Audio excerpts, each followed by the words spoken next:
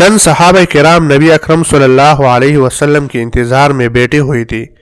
اتنے میں آپ تشریف لائے۔ جب قریب پہنچے تو آپ نے انہیں کچھ گفتگو کرتے سنا۔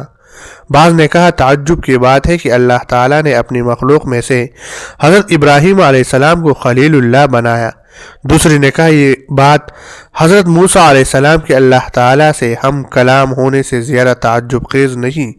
ایک نے کہا حضرت عیسیٰ علیہ السلام اللہ تعالیٰ کا کلمہ اور روح اللہ ہے۔ کسی نے کہا حضرت آدم علیہ السلام کو اللہ تعالیٰ نے برگزیدہ کیا۔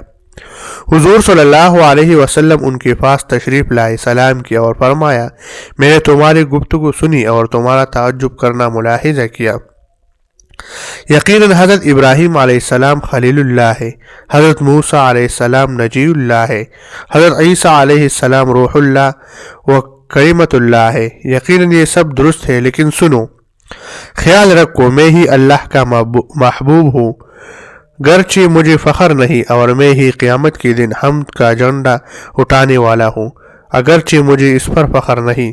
قیامت کے دن پہلا شفیع بھی میں ہی ہوں، اور سب سے پہلے میری ہی شفاعت قبول کی جائیں گی، اگرچہ مجھے اس پر بھی فخر نہیں، اور میں ہی سب سے پہلے جنت کی زنجیروں ہلاؤں گا۔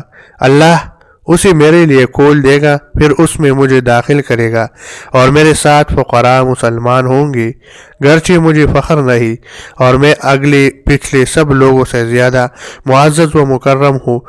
فخریہ نہیں کہتا، بلکہ تحدیث نعمت کے طور پر کہتا ہوں۔ یہ سب نرالے اعزاز اور بلند مراتب پانے کے باوجود آپ صلی اللہ علیہ وسلم نے بڑائی اور فخر کے بجائے عاجزی اور انکساری کو پسند فرمایا۔